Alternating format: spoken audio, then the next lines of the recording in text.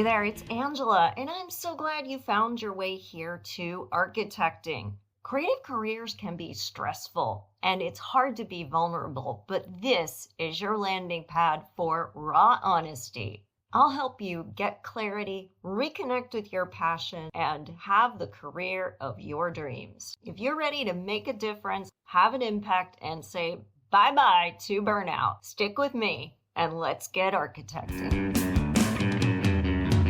Hey Bright Lights, it's Angela, and I'm so glad that you are joining me here today for this episode of Architecting. I am committed to helping you overcome the overwhelm, the stress, the burnout, the things that keep you from reaching your full creative potential and having that impactful career that you know you were called to have. And as always, if you like what you hear and you'd like even more resources, head to my website, architectingpodcast.com. There are some amazing free downloads, as well as information about my Stressless Success class, my Thrive class, or private coaching that you can do with me. So make sure you head over there and check that out. Today, we are dealing with a question from a member of our community. Kevin wrote in asking about conflict. He said, I feel like my project manager is more concerned with appeasing the client than with doing what is right for the project. I think a lot of this has to do with her being unwilling to confront the client or challenge the client because she wants to avoid conflict. However, this is creating conflict within our team because we feel really strongly about doing what we feel is right for the project and don't feel that she's being the best advocate. What advice do you have? Oh, Kevin, this is such a great question on so many levels. I think we have all been there, either in the shoes of your project manager or in the shoes of you and your team members, where we just don't know how to deal with conflict. And the easiest thing to do is to neutralize, back away, let the other party have what matters to them, and it feels like everybody's happy. In truth, there can be a lot of resentment that builds up when someone doesn't feel seen or heard or understood. And that's the key to conflict management. We neither want to placate or provoke someone else because neither of those things is productive. Conflict is not a bad thing. It actually can be a very healthy thing and a catalyst for, believe it or not, a better solution than either person was thinking could happen. It is having the courageous conversation where we get to the root cause of someone's resistance. A big mistake that a lot of people make is to see only a polarity. So we're either the warrior fighting against something that we feel is a grave transgression, or we're the peacemaker who trades in our own ideals for quote unquote the greater good, when there's really so much more gray area in the middle. Let's start with understanding that we all have a different comfort level innately with conflict. Some people are very aggressive and feel very comfortable speaking up, challenging others, and feel very confident in their own points of view.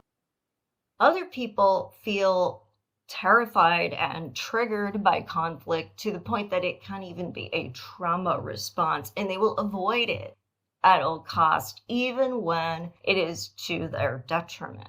Let's take a look at these different styles for handling conflict so that you can not only recognize your own way of interacting, but the way that the person you need to approach handles conflict, and hopefully find a way to communicate better. The first one is the obvious style, which is competing. When we are in that competitive warrior mode, we believe that our own issue or goal is of the highest value. We value it so much that the relationship will take the fallout of this crusade we will go on to be right. The result of that kind of conflict is I win, you lose. And this is a very stereotypical perpetrator kind of view of conflict, where the person who is viewed as creating the conflict is simply trying to gain power, trying to put their own issues ahead of everyone else's, or that they're the hero standing up for what's right no matter the cost. This idea that you're either the villain or the hero in your competing conflict style is often what we see portrayed in books and movies. But there's a lot of other ways to see this. So usually the person engaged with the competitor will be an accommodating conflict style, meaning they put a low value on their own issue or goal and a high value on maintaining a good relationship.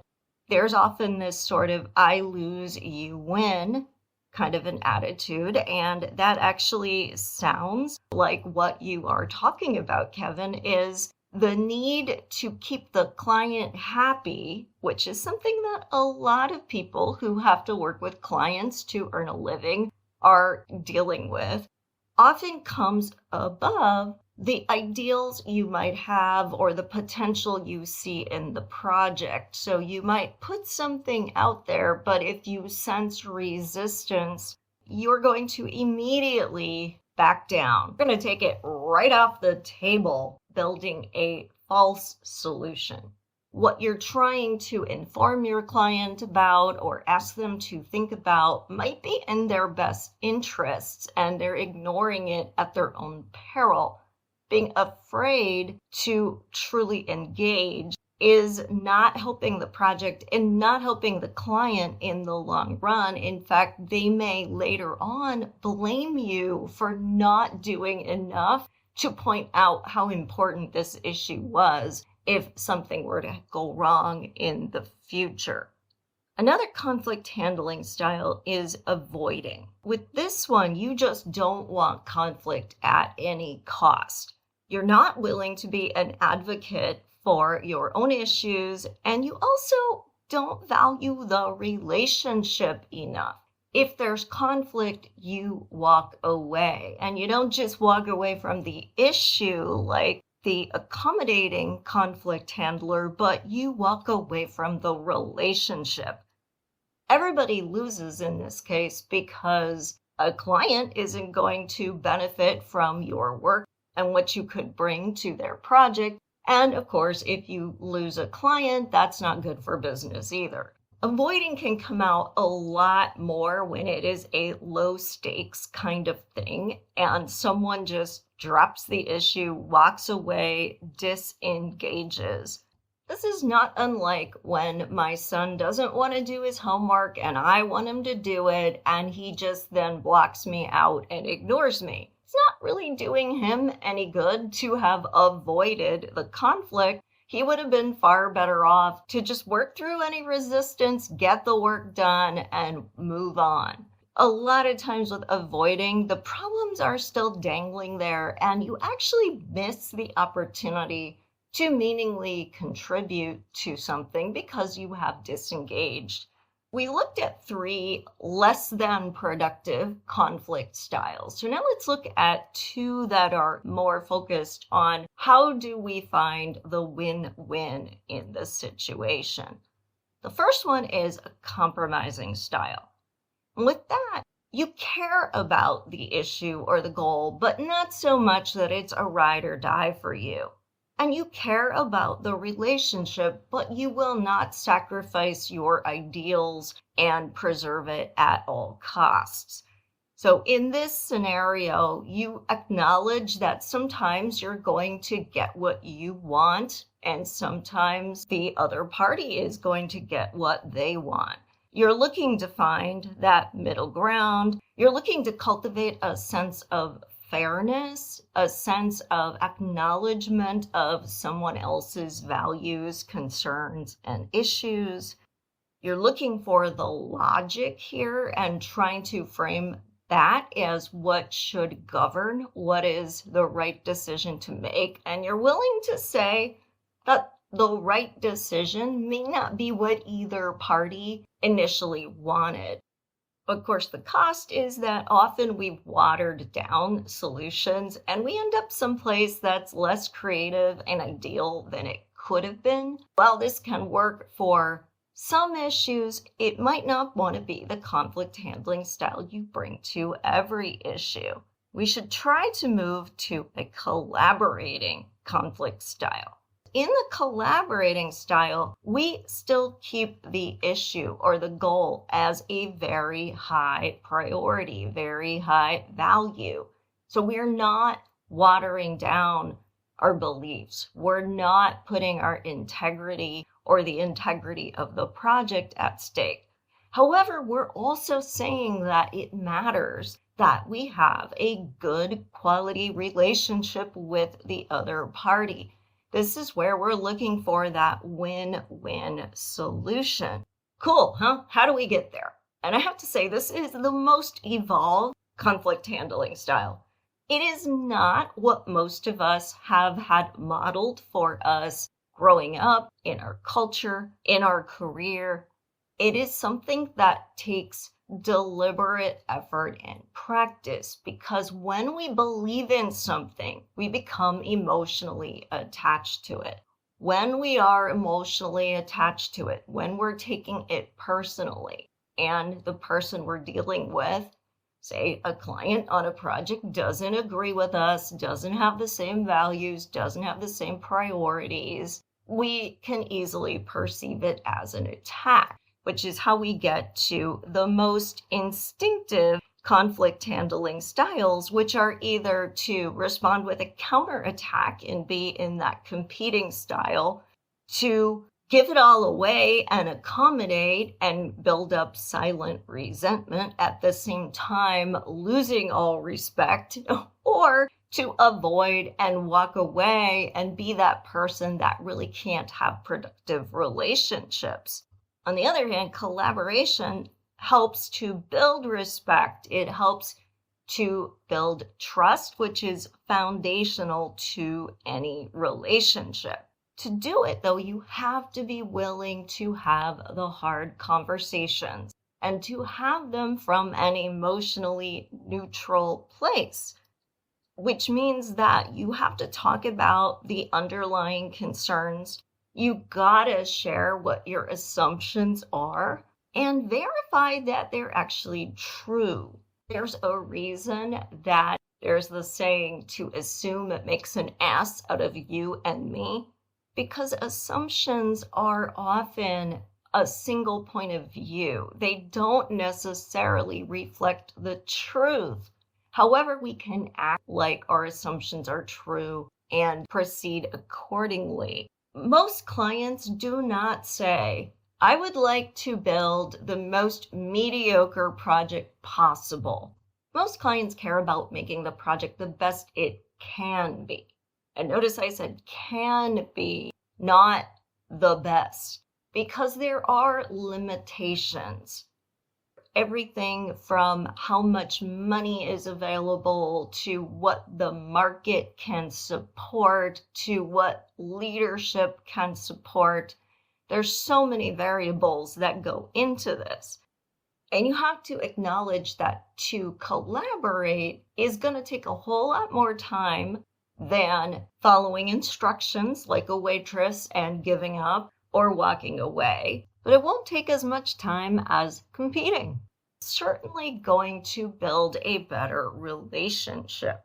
What most people don't tell you about collaboration is that it is a balancing of interests, not positions. And we don't often understand the difference between the two of them. A position can be something that somebody walks in with, what they say they want, or a demand that they make. So the client may say, I want a no-frills project. Don't try to add all these fancy features that are going to cost me money. But that's very different from an interest, which defines the problem. Interests are tricky though, because they're often intangible and they're not expressed. Instead, we only hear the person state their position on the issue. But we don't understand the interest, which is the motivation behind the position that they are taking. In the case of the client who says, I want a no-frills project, and views anything you're doing that is above and beyond that as a fancy design that doesn't need to be there, what they're really telling you is, I am responsible for bringing this project in on time and on budget. I'll be responsible for the cost to maintain this project. So anything that feels like it's going to create an issue with any of those three, on time, on budget, and efficient operations, I can't talk about. But if you reframe that to show them how an idea can, in fact, improve the ability to do one or more of those three things, well, maybe now they're listening because you've appealed to their interests, not to their position, which would have appeared to have shut down doing anything except exactly what they've always done and following their standards. So how do we identify interests? It's by asking open-ended questions. When a client seems to shut an idea down, when you ask them, what's your basic concern about doing this? Or how could we fix this? Or what would happen if? Could you help me understand? What do you think you will lose if we go in this direction? What have you tried before?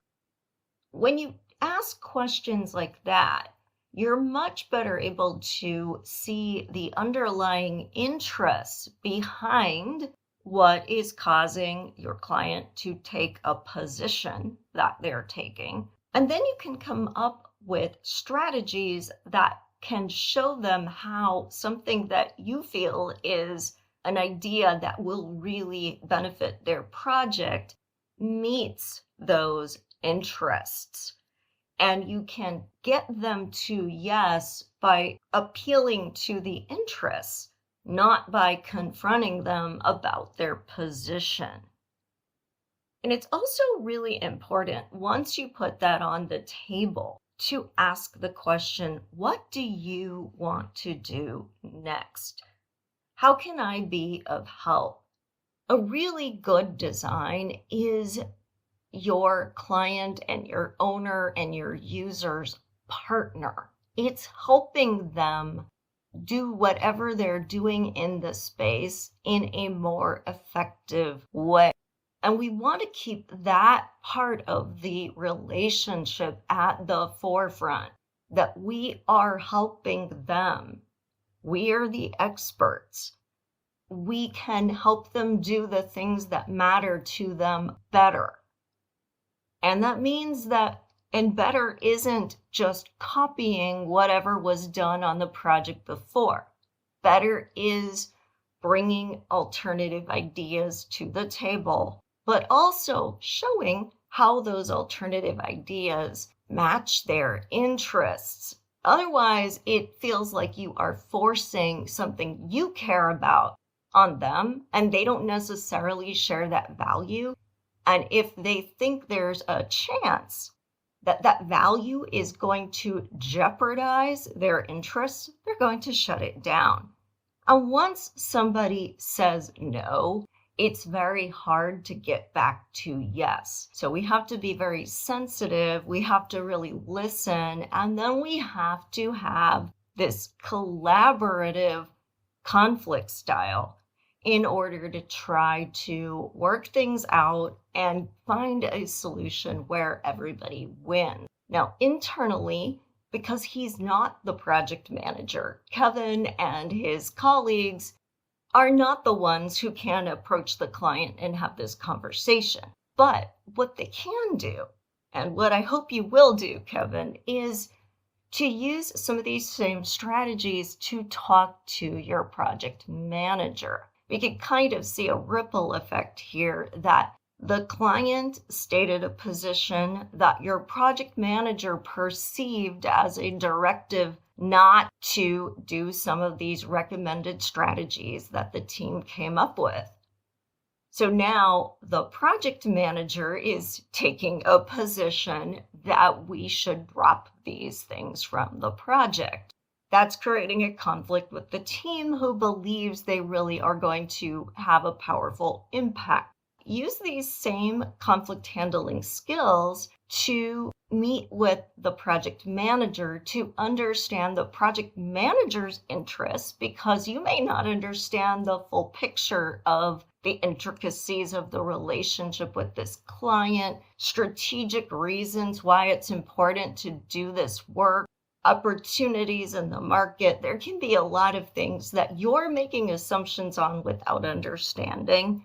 So make sure you take the time to do your own internal conflict resolution instead of conflict avoidance. Because what we don't want to do is have you make a lot of assumptions about the character of the project manager, the character of the firm, possibly walk away from a job if you have an avoidance strategy, thinking it will be better at the next firm. It won't be, because wherever you go, there you are. And conflict is part of life, certainly part of a creative profession. So we don't want to be a waitress who takes orders and never brings innovation or expertise. That's never what any client ever will hire you for. It's not how you become a leader in the market. But we also aren't going to get anywhere standing on principle and on our ego. We have to be willing to work together to find the best solution. I hope this helped, and I'd love to hear more about your experiences dealing with conflict. Where's the block? Where have you found success? If you try any of these, let me know the outcome. You can share your thoughts with me either on LinkedIn at the Architecting page or on Instagram at Architecting Podcast. And remember, share this with a friend to build our community, and like, rate, and review this podcast wherever you are listening. It really does have a powerful effect in building our community, because the more people are focused on making a difference through their work, the more we are going to raise the bar for one another and build a better world together. Thanks, everyone. Thanks for listening. If you want even more content, head on over to architectingpodcast.com and subscribe to my newsletter and get some great free downloads while you're there. Be sure to follow me on social media. On Instagram at Architecting Podcast, Facebook and LinkedIn pages are Architecting, and the YouTube channel Architecting Podcast. Stay inspired.